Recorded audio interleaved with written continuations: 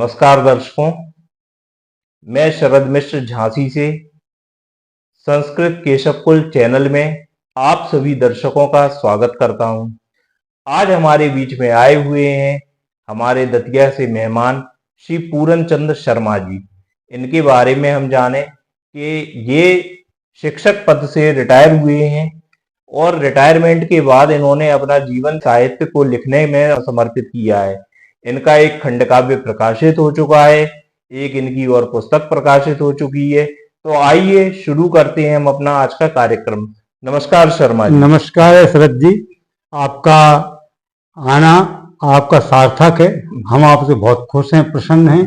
आप बहुत अच्छे व्यक्तित्व के व्यक्ति हो। जो आप पूछेंगे उसको मैं बिल्कुल बताऊंगा आपको, और मेरी बहुत सी चर्चाएं हमारे आपके बीच में होंगी। हमारे बीच में श्री पूरन चंद शर्मा जी हैं। तो हम आपसे जानना चाहते हैं कि आप एक शिक्षक थे। आप अपने शिक्षा के दौर में जब आपने शिक्षण का कार्य किया जी, तो आपका स्कूल में आपने जो शिक्षा दी विद्यार्थियों को, तो आपका वो जीवन कैसा गुजरा, थोड़ा ये आप इस पे अपना दृष्टि क्या है आपकी, ये जानना चाहते हैं। शरद जी, वैसे ही शिक्षक का पद बहुत अच्छा गरिमामय होता है जी। और मैंने तो जब से अपना कर्तव्य भार ग्रहण किया, रही मैं ज्यादा मेरा ट्रांसफर नहीं हुआ है, केवल 3-4 स्कूलों में ही मेरा पूरा समय निकल गया है। अधिकतर मेरा समय मेरा ग्राम है, ग्राम सनौरा दतिया से 15-16 किलोमीटर की दूरी पर। तो अधिकतर 31 वर्ष में हुआ रहा और मेरे पढ़ाए हुए लड़के शायद है कि कोई 1-8% रह गए हों। उन्हें सभी शासकीय सेवा में, कोई वर्ग 1 में, कोई वर्ग 2 में, यहाँ तक कि मेरे बच्चे असिस्टेंट प्रोफेसर भी हैं, थानेदार भी हैं, जैसे दरोगा जी कहते हैं, वो भी है, ASI वगैरह। तो मेरा जीवन बहुत अच्छा रहा और मैंने बच्चों को बहुत ही अपनी कर्तव्य परायणता से शिक्षा दी। आपने बताया कि आपके पढ़ाए हुए जो विद्यार्थी हैं उच्च सेवा में पदस्थ हैं, सरकारी कर्मचारी हैं, और ये देख के आपको अत्यंत रूप से अपने आप में गर्वित आप महसूस करते होंगे। जी, हम आपसे जानना चाहते हैं कि जब आप स्कूल में, विद्यालय में थे, आप सेवानिवृत्त हुए, तो उस दौरान आपको राष्ट्रपति पुरस्कार मिला है। तो ये राष्ट्रपति पुरस्कार का किस विषय पर मिला, आप किस विभाग के टीचर थे, कैसे आपको ये पुरस्कार मिला है, इसके बारे में थोड़ा आप अपना रोशनी डालिए। जी जी, मुझे राष्ट्रपति पुरस्कार, क्या सम्मान कहना चाहिए या पुरस्कार, 2011 की जनगणना के अंतर्गत मेरा कार्य सबसे श्रेष्ठ जिले में पहला नंबर पाया गया। इसलिए मुझे राष्ट्रपति द्वारा यह एक सम्मान के रूप में मुझे प्राप्त हुआ है और ये 2011 में हुआ है। और उस समय मेरी नियुक्ति उद्गमा थी। हाँ, मिडिल स्कूल में मैं प्रधान अध्यापक रहा हूँ। जी सर जी, मैं आपको एक बात और बताना चाहता हूँ कि मेरी पढ़ने में रुचि शुरू से रही है अध्ययन व अध्यापन में। साथ में मैंने 2 पुस्तकें जो लिखी हैं, और तीसरी बर्बरीक है, महावीर बर्बरीक, जो प्रकाशनाधीन है। शर्मा जी ने बताया कि उन्होंने 2011 में राष्ट्रपति पुरस्कार प्राप्त हुआ जनगणना के आधार पर। जिले में उनका प्रथम अव्वल स्थान रहा उनके विद्यालय का, इस वजह से उन्हें राष्ट्रपति पुरस्कार प्राप्त हुआ। तो निश्चित रूप से राष्ट्रपति पुरस्कार प्राप्त करने से आप ही नहीं बल्कि दतिया की जो जनमानस है उनको भी उस समय गर्व महसूस हुआ होगा। अच्छा, आपका साहित्य के क्षेत्र में झुकाव कब से शुरू हुआ? मेरा साहित्य में झुकाव तो करीबन 2005-06 से हुआ है। जी। पहले अपने गृहस्थी के कार्यों में व्यस्त रहे और दूसरी बात शिक्षकीय वर्ग में रहते हुए उसको निभाया। लेकिन धीरे धीरे मेरे साहित्य में रुचि बढ़ी, थोड़ा बहुत हल्का फुल्का लिखते गए, बाल कविताएं वगैरह ऐसी चीजें लिखते चले गए। और रिटायरमेंट के बाद मेरा असली रूप साहित्य के रूप में मैं उभरा हूँ। और मुझे यहाँ दतिया आने पर ऐसे जैसे राज गोस्वामी हैं, कमलकांत शर्मा जी हैं और विनोद मिश्र जी हैं, आरपी गुप्त जी हैं, ऐसे लोगों का सानिध्य प्राप्त होगा और मैं आगे बढ़ता गया। दतिया निश्चित रूप से संगीत और साहित्य की नगरी है। स्वामी जी महाराज और मां पीताम्बरा की कृपा से इन लोगों का जो ज्ञान है, साहित्य के क्षेत्र में जो ज्ञान है, निश्चित रूप से उच्च कोटि का है। हम आपसे जानना चाहते हैं कि आपकी पहली पुस्तक कब प्रकाशित हुई?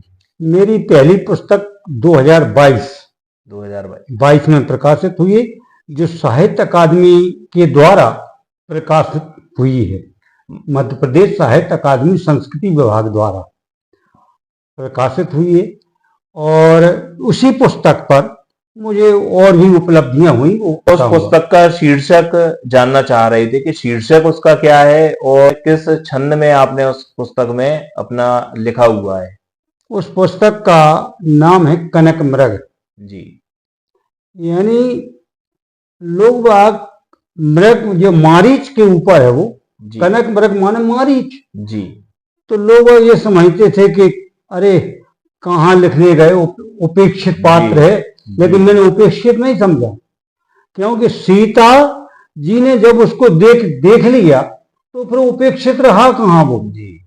और उधर भगवान श्री राम ने भी उसके प्रेम को देखा तो वो उपेक्षित है ही नहीं। तो मैंने सोचा कि इस पात्र के मुकाबले जो उपेक्षित पात्र है इसके ऊपर लिखना चाहिए, लोग बात कम लिखते हैं ऐसे पात्रों पर, तो मैंने उसको भरा और लिखा कनक मृग। आपने जो कनक मृग पुस्तक लिखी है, तो उस पुस्तक का कुछ आप रचना जो उसमें लिखी हो वो आप हमारे दर्शकों को देना चाहेंगे?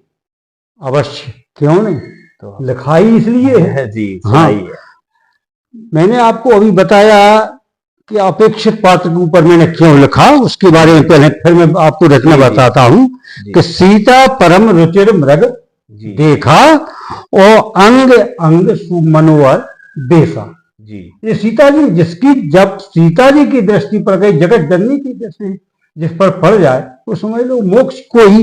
उधर श्री राम जी ने भी उसमें देखिए कि अंतर प्रेम तासु पहचाना और मुनि दुर्लभ गति दीन सुजाना। जी। तो इतना सुंदर पात्र को मैंने चुना और इसके शुरू से मैं आपको बताऊं तो यह एक चौपाई छंद में है। जी। तो शुरुआत किसी चीज की मंगल कार्य से होती है। जी। तो उसमें कल के त्रास हरण करती मंगल कथा रघुनाथ की, जन जन की मन भावनी, जन शुद्ध करती, जन उद्धार करती पात की। जी। फिर और आगे देखिए श्री राम जी की कि राम के अनुपम चरित अपार। जी। राम के अनुपम चरित अपार श्रवणते हो जाए भव पार, जपहि नित नाम मोह भ्रम भाग, पूर्व पर हो जावे अनुराग। बहुत खूब, बहुत अच्छा आपने इसका वर्णन किया। इसमें कुछ और भी आप सुनाना चाहेंगे कनक मृग का? बिल्कुल, इतना बढ़िया है राम की भक्ति पर कि राम अनन्य निर्गुण अभिकार, भजे कोई भाव सगुण साकार, वो साकार भी हो जाते, द्वंद्वातीत रहत निष्काम, जो यही भाव भजे यही नाम। और ज्ञान और कर्म समत्व यथेष्ट, भक्ति में दिव्य साध्य अति श्रेष्ठ, भक्ति है साधन साध्य सुयोग, भक्त जी भाव जपे जी अनिन्य। इस प्रकार से ये भावपूर्ण रचना है और श्री राम जी की चरित्र का भी इसमें वर्णन है। जी। और भक्ति का वर्णन है, ज्ञान का वर्णन है, वैराग्य का वर्णन है, इत्यादि वर्णन आया है। मारीच का भी वर्णन है, रावण का ही वर्णन है। रावण जो है ऐसा नहीं कि वैसा, रावण भी श्री जानकी जी को माता ही स्वरूप मानता था। जी। कहा भी है उसने। तो इस प्रकार से मैंने इसमें श्री राम के चरित्र को और मारीच के जो उपेक्षित पात्र उसको लेकर के खंड काव्य की रचना की। आपने बहुत, इसमें 300 छंद हैं। सारे चौपाई छंद में ही है? सब चौपाई छंद में। हाँ, चौपाई छंद में इन्होंने बहुत सुंदर रचना करी है। पूरा इनका पुस्तक एक निकली हुई है और खंड काव्य है ये। और इस खंड काव्य का नाम है कनक मृग। मृग। तो मारीच के ऊपर ये पूरा लिखा हुआ है। रामचरितमानस से प्रभावित होकर उन्होंने इस पुस्तक का सृजन किया है। बहुत अच्छी पुस्तक है। आपकी अन्य कोई रचना जो आप देना चाहें उस पुस्तक के अलावा, जो आपकी प्रकाशित अभी नहीं हुई हो, या कोई ऐसी रचनाएं हो? देखिए, मैंने हर विषय पर, हर विधा पर रचना उकेरी है, और जो जन सामान्य के लिए, जी जन हिताय जन सुखाय के लिए। जी और देखिए, जीवन में बाधाएं आती आने दो, जी जीवन में बाधाएं आती आने दो, सीख मिलेगी सीख मिलेगी आने दो, हैं? जी सुख दुख के इस द्वंद्व समर में जो जीतेगा देखेंगे, धैर्य शक्ति की इस परिभाषा को अंतर मन से सींचेंगे, भाल पटल पर कर्म तुलका से नई लकीरें खींचेंगे, तभी होगी हार जीत की अग्नि परीक्षा, होने दो जीवन में बाधाएं आती आने दो। इस प्रकार से एक कोई भी काव्य को लिख रहे हो या कविता लिख रहे हो, तो उसमें जनहिताय जरूर होना चाहिए, जन का कल्याण जरूर होना चाहिए, और चेतना, जैसे हम समाज के लिए क्या दे सकते हैं। तो मैंने और भी देखी है मेरी, जी जो कहूं होए तनिक अभिमाना, सो खोवे जो कृपा निधान, ये रामायण की चौपाई। जी तो इसी को मैंने लक्ष्य बना करके कि कहीं मेरे अंदर कोई अहम तो नहीं हो रहा कि मैंने आध्यात्म गीता लिख दी, मैंने कनक मृग लिख दिया, मैंने एक खंड का बर्बरीक, महावीर बर्बरीक, श्री खाटू श्याम जी के ऊपर भी मेरी पुस्तक प्रकाशनाधीन है, 2 तो जी आई चुकी हैं। जी और मेरा एक विशेषांक भी आ गया है, बताऊंगा आपको।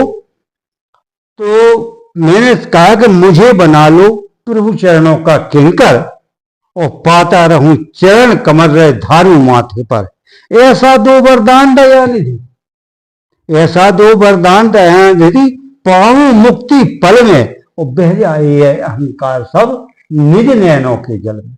यानी अहंकार तो बिल्कुल ही व्यक्ति को कभी भी करना ही नहीं चाहिए। हाँ, आपने अच्छा संदेश दिया अपनी रचना के माध्यम से। हमारे दर्शकों के लिए उपयोगी संदेशवाहक रचना है। भगवान राम की रामायण जो तुलसीदास जी ने लिखी हुई है, उससे प्रेरित होकर इन्होंने अपनी रचनाएं लिखी हैं। आइए जानते हैं इनके बारे में। तो आपकी ये जो दूसरी ये पुस्तक जो कनक मृग आई, उसके बाद आपकी दूसरी पुस्तक का नाम, शीर्षक जो है वो आप बताइए, और थोड़ा सा हमारे दर्शक जानना चाह रहे हैं कि उसमें आपने किस प्रकार की रचनाएं दी हैं, थोड़ा आप ये बताइए। दूसरी पुस्तक, एक बार मैंने स्वामी विवेकानंद जी के बारे में पढ़ रहा था, जी तो विवेकानंद जी ने कहा कि जो अष्टावक्र गीता है वो एक वेदांत सार है, जी वेदांत का सार ही है जी वास्तव में। तो फिर मैंने कही कि इस पर भी हमने सोचा अपने मन में जी कि क्यों ना अष्टावक्र गीता का पद्यानुवाद किया जाए। जी वो अष्टावक्र गीता यानी आध्यात्म गीता कहलाती है। तो मेरी ये पुस्तक आध्यात्म गीता है, और आध्यात्म गीता को है तो वो मूल रूप से संस्कृत में, और मैंने इसको हिंदी पद्यानुवाद किया। दोहा में, जी जी हिंदी में दोहा में पद्यानुवाद किया जी है। जी ठीक है। और इसमें करीबन 1100 के करीब दोहे हैं। जी उसमें पूरी आध्यात्म गीता को यानी अष्टावक्र गीता का पद्यानुवाद किया गया है। इसमें महाराज जनक जो मिथिलापुरी के राजा थे, और उनके गुरु थे अष्टावक्र जी। तो अष्टावक्र जी ने जनक जी के लिए जो शिक्षा दी वह अष्टावक्र गीता के रूप में है, और उसी को मैंने संस्कृत में होते हुए इसको पद्यानुवाद करके और दोहों में किया है। और देखो आप, एक छोटा सा, कथम ज्ञान मापनोति कथम मुक्ति भविष्यति, कथम ज्ञान मापनोति कथम मुक्ति भविष्यति, वैराग्यम क्या कथम प्राप्त में ब्रूह मम प्रभु। तो अब इसका अर्थ तो जो विद्वान है वो समझते हैं कि ज्ञान कैसे प्राप्त होता है, मुक्ति कैसे प्राप्त होती है, वैराग्य कैसे प्राप्त होता है, ये जनक जी महाराज ने पूछा अष्टावक्र जी से। तो अब इसी को मैंने देखिए इसमें किया है दोहा में, कहिए ममित हे प्रभु केहिविद होवे ज्ञान, मुक्ति और वैराग्य का आत्मबोध विज्ञान। तन मन बुद्धि अनित्य है और नित्य है आत्मस्वरूप, और सत्य सनातन शाश्वत ज्ञान मुक्ति पथ रूप। तो ये दो तीन ये दोहा है, इसका पूरा आ गया जी। इसी प्रकार से एक दूसरा और देखिए, मुक्ति मिच्छसी चेतात विषयान विश्वत्वज, विश्वत्वज क्षमा आर्जव दया तोषम सत्यम पीयूष बत भज। जी। इसका अर्थ ये है कि अगर आप में मुक्ति को चाहने की इच्छा प्रबल हो रही है, तो आप अपने विषयों को जिस प्रकार से विष होता है इस प्रकार से त्याग दो। जी। भावार्थ है इसका। जी। जी। और क्षमा है, सरलता है, सहजता है, दया है, संतोष है, सत्य है, इन सब चीजों को अमृत की तरह पान करो। जी। तो देखो इसमें मैंने मुक्ति चाहते हो यदि तजो विषय विस्मा। जी। मुक्ति चाहते हो यदि तजो विषय विस्मान, और क्षमा सहज संतोष का अमृत इव कर पान, अमृत की तरह पान कर लो। तो इसी प्रकार से इसमें 400 श्लोक हैं, और इन 400 श्लोकों को 1100 दोहों में मैंने अनुवाद किया है। अध्यात्म गीता के 400 श्लोकों को इन्होंने दोहे में अनुवाद किया है। बहुत अच्छे दोहानुवाद करके उसका अर्थ बताया है। ऐसे व्यक्तित्व के धनी श्री पूरम चंद्र शर्मा आज हमारे संस्कृति केशवकुल चैनल पर आए हुए हैं। इनके बारे में हम और जानना चाहेंगे कि आपकी कोई ऐसी रचना जो आप इसके अलावा देना चाहते हैं, हमारे दर्शकों को संदेशप्रद रचना हो, आप वो अपनी रचना सुनाइए। देखिए मैंने घनाक्षरियों को भी लिखा है, मुक्तक छंद भी हैं जी, और भजन भी हैं जी। आप एक से एक बढ़ करके मेरा भजन आप सुनोगे जी। और लोग भी उसको सुनेंगे और समझेंगे, बड़े प्रसन्न होंगे। अब देखिए एक छोटा सा मेरा आपको भजन सुनाता हूं जी। बहुत ही अच्छा है। मेरे बांके छवि निराली, मेरे बांकी छवि निराली, मैं उनकी अनुपम मूरत पर मोहित हूँ बलिहारी। मेरे बांकी छवि निराली, अरे सगन केश घुंघराले, काले मोर मुकुट से धारे, कानों में कुंडल यतिनी के, सुघर नैन रत्नारे, और मुक्तन की माल बीच में, और मुक्तन की माल बीच में, कौस्तुभ मणि निराली। मेरे बांकी छवि निराली, मेरे बांकी छवि निराली। इसके अलावा मेरे बहुत से भजन हैं और बहुत सी अलग अलग विधाओं में कविताएं हैं, रचनाएं हैं। और मैं आपको एक बात और बताना चाहता हूं कि साहित्य की दृष्टि से मुझे ये परंपरा कहां से मुझे मिली। मैं 20 साल तक रामलीला मंचन जो होती है ग्रामीण क्षेत्रों में, उसका डायरेक्टर रहा हूं। अरे बहुत खूब। तो शुरू से ही आध्यात्म की तरफ मेरा मोड़ रहा है, और उसके तारतम्य में मैं रामलीला के मंचन का करवाता हूँ। अच्छे बढ़िया पात्रों को लाता हूँ, उनसे हमारे ग्राम सनौरा में या अड़ोस पड़ोस में जो रामलीलाएं होती हैं उसका डायरेक्टर होने के नाते मैं अच्छी तरह से मंचन भी करवाता हूँ। इस प्रकार से मुझे साहित्य में रुचि तो होना स्वाभाविक ही है। जी। हाँ ये आदरणीय शरद जी, मैं तो ऐसा व्यक्ति हूँ कि संगीत में भी अपने राग हैं, जैसे यमन कल्याण है यमन है जी। कल्याण ठाट का है यमन जी, राग। जी, जी। तो उसके बारे में भी मैं बढ़िया गाता हूँ। दुर्गा राग है और जो भैरवी है, अनेक राग मुझे याद है, वो मैं सुनाता भी हूँ महफिल में जाकर के। अब और देखो, एक दो लाइनें एक गीत की, मुझे बहुत प्यारा गीत है। जी बताइए अवश्य। के तो रसखान ने लिखा है वो। जी। तो मानस हो तो वही रसखान बसों ब्रज गोकुल गांव की बात। जी जी। इसी पर मैंने लिखा है कि जो हृदय बन जाए ब्रज और श्याम श्यामा साथ हो, तो संभल जाएगा जीवन एक दृष्टिनाथ हो, एक दृष्टिनाथ हो।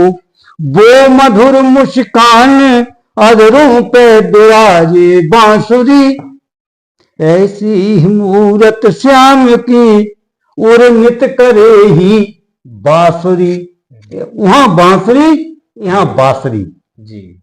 राधिका जी मात हैं मेरे पिता यदुनाथ हो, जो हृदय बन जाए ब्रज और श्याम श्यामा साथ हो।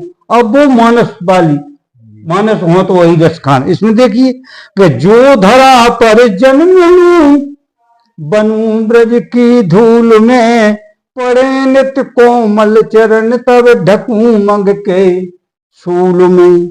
मिट जाए सारी तपन छुएते चरण मृदुगात हो, जो हृदय बन जाए ब्रज और श्याम श्यामा साथ हूँ। अंतिम बहुत ही बढ़िया छंद में आपसे कहने जा रहा हूं शरद जी कि राधिका के नाम की रसना करे रसपान नित, भ्रमर मन उलझा रहे श्याम रस मकरंद हित। देखें तो देखें ये नयन सन्मुख द्वार का नाथ हो, जो हृदय बन जाए ब्रज और श्याम श्यामा साथ हूँ, श्याम श्यामा साथ हूँ। तो इस प्रकार से मैं हर विधा में लिखने की कोशिश की है, प्रभु अनामय की कृपा से, साहित्यकारों के आशीर्वाद से, और शरद जी आप जैसे व्यक्तित्व वाले व्यक्ति मुझे संपर्क में आए तो मैं अनेक प्रकार की विधाओं में अपनी लेखनी को आगे बढ़ाता गया और लिखता गया। देखिए, साहित्य के क्षेत्र में वही व्यक्ति आगे बढ़ता है जिस पर माँ सरस्वती की कृपा होती है। और ये आपका कहना कि आप लोग सानिध्य में आए, कोई सानिध्य नहीं होता, कुछ नहीं होता, लेकिन फिर भी लिखते चले जाते हैं। हमारे पास उदाहरण है रीतिकाल के कवि श्री कबीरदास जी का, श्री सूरदास जी का, जिन्होंने अपनी भक्ति से, अपनी साधना से अपने जीवन के उच्च शिखर को प्राप्त किया है। ऐसे हमारे बीच में आज विभूति उपस्थित हैं श्री पूरन चंद शर्मा जी। आप हमारे चैनल संस्कृति केशव कुल पर आए, इसके लिए हम आपका बहुत हृदय से धन्यवाद देते हैं। एक आपकी पत्रिका निकली हुई है आदित्य संस्कृति, इसके विषय में हमारे दर्शक जानना चाहते हैं कि आदित्य संस्कृति में किस प्रकार की आपकी रचनाएं हैं, उसमें क्या लिखा हुआ है। शरद जी, आदित्य संस्कृति यहीं की एक पत्रिका है, जगत शर्मा जी निकालते हैं, भानु शर्मा जी इसके संपादक हैं, और जो विशेष कार्य करते हैं साहित्यकार, उनके बारे में वो एक साहित्य पत्रिका निकालते हैं जो प्रति माह निकलती है। तो इस वर्ष मेरे ऊपर एक विशेषण तैयार किया गया है, और मेरी जो हल्की फुल्की जितनी भी रचनाएं हैं, बड़ी रचनाएं तो होती हैं, वो सभी साहित्य मेरा इसमें समाहित है इस आदित्य संस्कृति में। इसमें मेरे व्यक्तित्व को मैं अपने मुंह से तो नहीं कह सकता हूं, लेकिन राज गोस्वामी जी हैं, कमलकांत शर्मा जी हैं, जगत शर्मा जी हैं, आरपी गुप्त हैं, मनीराम शर्मा जी हैं, कालका प्रसाद तिवारी जी, अनेक अनिल तिवारी जी हैं, अनेक अनेक नागर हैं, अनेक अनेक जो साहित्यकार हैं, जो विद्वान हैं, मेरे व्यक्तित्व के बारे में इन्होंने अपने अपने अनुसार लिख दिए, मेरे व्यक्तित्व और मेरे कृतित्व के बारे में। अच्छा। और दूसरी बात, इसमें मेरी जो रचनाएं हैं खास खास उन, क्योंकि इतनी बड़ी तो पुस्तक है नहीं, सही बात। तो खास खास रचनाएं भी दी हुई इसमें। मेरी जो पुस्तक तीनों पुस्तकें हैं, आध्यात्म गीता, अष्टावक्र गीता पद्यानुवाद, और कनकमृग खंडकाव्य, और महावीर बर्बरीक यानी महाराज खाटू श्याम जी, तो तीनों का इसमें हल्का हल्का फुल्का वर्णन दिया गया है। इस प्रकार से ये मेरी आदित्य संस्कृति के रूप में मेरी ये विशेषांक निकला हुआ है। बहुत खूब। शर्मा जी, आपसे जानना चाहेंगे कि आपको कई सारे सम्मान प्राप्त हुए हैं, राष्ट्रपति सम्मान का आपने हमें बताया, और आपको कहाँ कहाँ किस मंच पे सम्मान मिले हैं, थोड़ा ये जानकारी जानना चाहेंगे आपसे। आदरणीय शरद मिश्र जी, वैसे तो मुझे इस साहित्य सेवा में आने के बाद सम्मान काफी मिले। मुझे करीबन 70-80 सम्मान प्राप्त हुए, लेकिन प्रमुख प्रमुख मैं बता देता हूँ आपको छोटे कि एक तो आपको मैंने पहले बता ही दिया था कि राष्ट्रपति द्वारा जनगणना की उसमें मिला है जी। और जो मेरी पुस्तक है कनकमृग खंडकाव्य जी, वो साहित्य अकादमी यानी संस्कृति विभाग मध्य प्रदेश द्वारा प्रकाशित हुई, वो एक सम्मान ही तौर पर जी। और दूसरे उसी पुस्तक पर महाराष्ट्र सरकार यानी अमरावती में साहित्य अकादमी महाराष्ट्र के द्वारा भी मुझे वह पुस्तक पर सम्मान मिला और पुरस्कृत भी हुई वो पुस्तक जी। और अनेक अखिल भारतीय साहित्य परिषद है जो सन 1965 से इसकी स्थापना हुई थी, उसका मैं जिले का महामंत्री भी रहा हूँ, और पहले उसके द्वारा मुझे हिंदी से भी सम्मान भी प्राप्त हुआ है। इसके बाद जो फाग महोत्सव है, जो एक दो सम्मान दिए जाते हैं फाग महोत्सव में, दतिया फाग महोत्सव में, तो वो मुझे सम्मान प्राप्त हुआ है जी। इस प्रकार से राष्ट्रीय मानव सेवा संगठन द्वारा अधिकार द्वारा मुझे सम्मान प्राप्त हुआ, और महाकवि जयशंकर प्रसाद सम्मान मुझे प्राप्त हुआ, और दतिया गौरव सम्मान प्राप्त हुआ। जिला पुरातत्व विभाग द्वारा कलेक्टर महोदय के द्वारा मुझे सम्मानित किया गया जी। और इसके अलावा काव्य शिरोमणि हिंदी, मेहमा साहित्य, राष्ट्रीय मानव अधिकार मैंने पहले बता दिया है, हिंदी साहित्य संस्कृति सदैक सम्मान, अनेक अनेक सम्मान मुझे प्राप्त हुए। अच्छा, आप कई पदों पर भी पदस्थ हैं, तो आप ऐसे कौन कौन से पद हैं किन संस्थाओं के जिनमें आप पदाधिकारी हैं? हाँ, संस्थाओं के जी, मैं अखिल भारतीय साहित्य परिषद का जिला का महामंत्री रहा हूँ और वर्तमान में हूँ भी मैं जी। इसके अलावा विश्व साहित्य हिंदी संगठन है एक, उसका भी मैं जिला अध्यक्ष हूँ वर्तमान में जी। और अंतरराष्ट्रीय हिंदी सभा साहित्य का भी मैं जिला अध्यक्ष रहा हूँ जी। और मध्य प्रदेश पेंशनर एसोसिएशन होती है जो पेंशनर की, उसका मैं जिला अध्यक्ष वर्तमान में हूँ। और इस प्रकार से मुझे कई संस्थाओं का दायित्व राष्ट्रीय कवि संगम द्वारा उसमें भी मैं सचिव रहा हूँ। अनेक अनेक संस्थाओं का एक सांस्कृतिक एवं कला कौशल संस्था है, उसका भी मैं सचिव रहा हूँ। आपसे जानना चाहते हैं कि आपकी एक पुस्तक बर्बरीक के ऊपर प्रकाशित होने जा रही है, तो इस पुस्तक में आपने किस प्रकार की रचनाएं करी हैं, क्या लिखा है, थोड़ा आप इस पर प्रकाश डालिए। बहुत अच्छा पूछा आपने। मेरी जो प्रकाशनाधीन क्या है, वो तो आने वाली पुस्तक है। जी मैंने काफी दिनों से उसको प्रेस में डाल दी है, वो तैयार भी हो चुकी है। जी और महावीर बर्बरीक पर लिखा है। महावीर बर्बरीक कौन है? महावीर बर्बरीक जो महाभारत का युद्ध हुआ था, जी उसमें वो 3 तीरों वाले, जी उनके 3 तीर है। जी वो 3 तीर भगवान शंकर और माता जी कामाख्या देवी ने प्रसन्न होकर के उनको 3 तीर दिए थे उनके तपस्या पर। वो 3 तीरों से तीनों लोकों को भी नष्ट कर सकते थे। कृष्ण ने देखा कि ये अब बर्बरीक आ चुके हैं महाभारत में, तो फिर तो प्रश्न ही नहीं उठता है। उन्होंने कहा क्यों आए हो? कहने तो युद्ध देखने आया हूं, लड़ने नहीं आया हूं, मुझे तो युद्ध देखना है, ऐसे ऐसे वीरों का युद्ध। तो फिर युद्ध को देख रहा हूं। तो उस पर मैंने सोचा कि मैं भी लिखूं इस पर। लोग बाग जाते हैं करोड़ों की लाखों की संख्या में।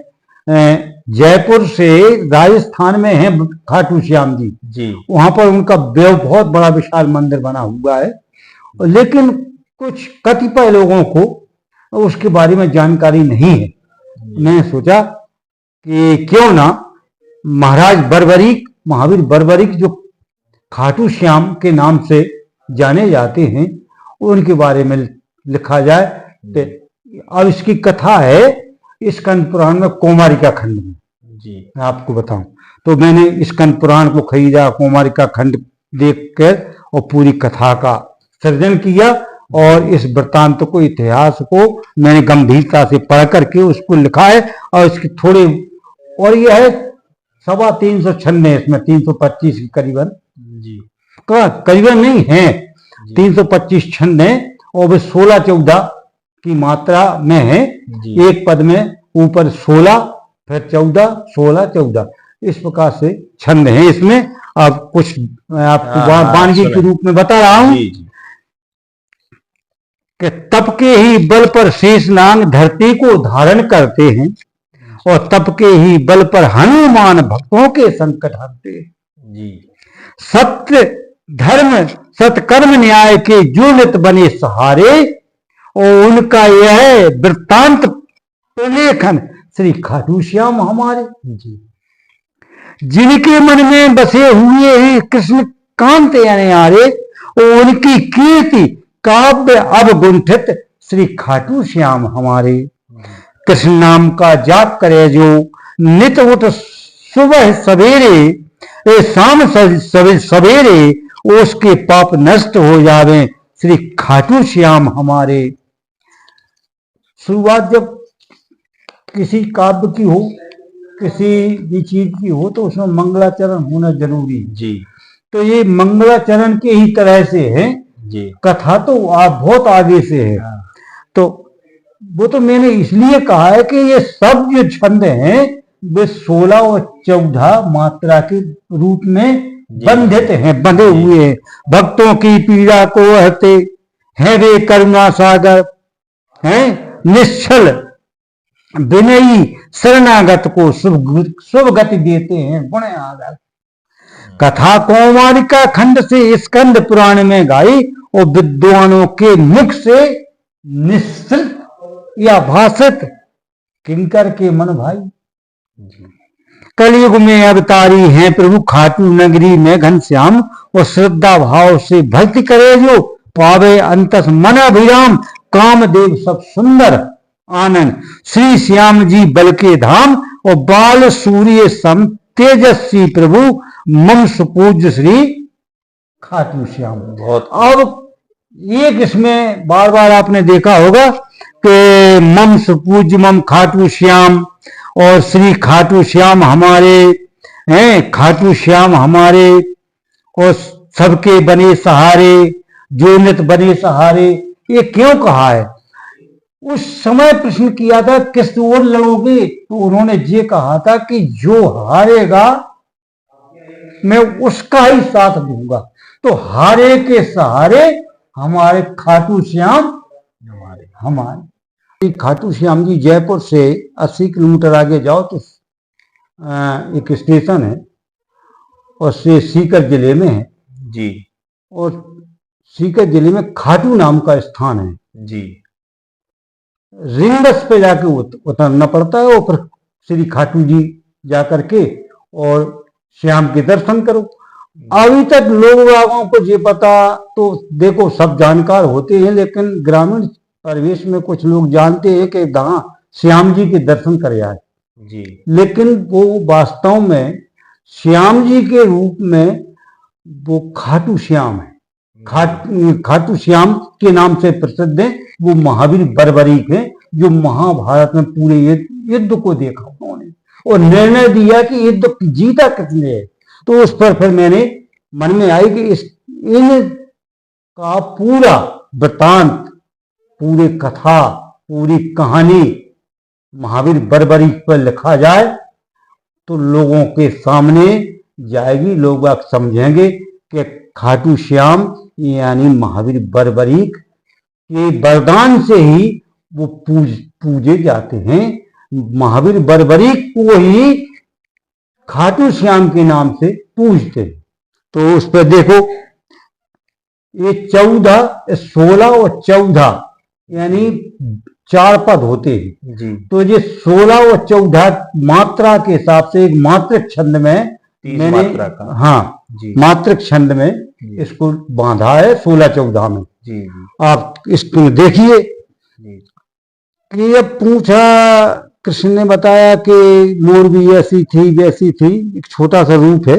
अब कथा तो कहेंगे तो हाँ, घंटों तक बीत जाएंगे। नहीं, जो आपको अच्छा लगे आप उसमें से चुनिंदा पद अपने हाँ, तो जो सुभगशील और गुण भाजार, अवगुण एक सुभोग नहीं, और जिस पाय में गरल मिला हो केशव, वह पाय पीने योग्य नहीं।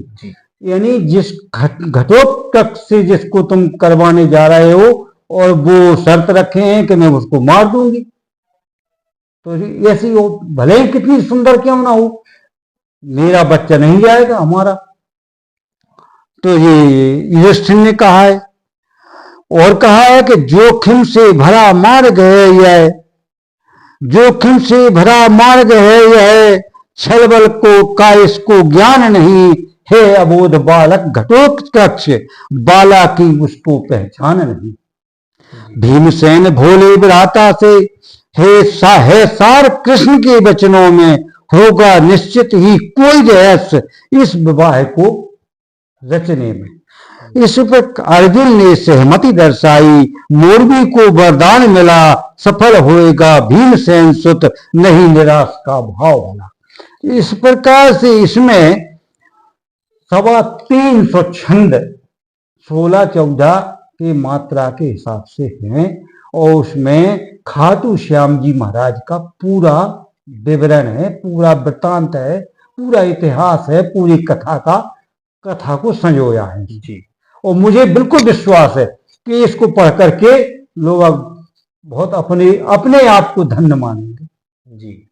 और इन चीजों को लिख करके आप ये नहीं कि लोग मैं भी धन्य हो गया जी, जब मैंने आध्यात्मिक चीजें लिखी तो मैं भी धन्य नहीं। निश्चित है कि कोई चीज लिखने के पहले उसके बारे में जानकारी होना अति आवश्यक है। जब आपने पूरी जानकारी ली, उसको आपने रचनाओं के माध्यम से प्रकाशित कराया, दर्शकों तक ये पहुंचेंगी, दर्शक भी उसको पढ़कर इसके बारे में अधिक से अधिक जानने का प्रयास करेंगे। और हमारे चैनल पर उपस्थित थे श्री पूरन चंद्र शर्मा जी, दतिया के प्रसिद्ध साहित्यकार हैं और उन्होंने तमाम कई विधाओं में उन्होंने अपना साहित्य सृजन किया है। कई उनके खंड काव्य और बर्बरीक के ऊपर उनकी पुस्तकें प्रकाशित हो चुकी हैं और ऐसे रचनाकार का हम अपने चैनल पर आने के लिए हार्दिक बधाई देते हैं। धन्यवाद। धन्यवाद आदरणीय शरद मिश्र जी, आपको बहुत बहुत धन्यवाद।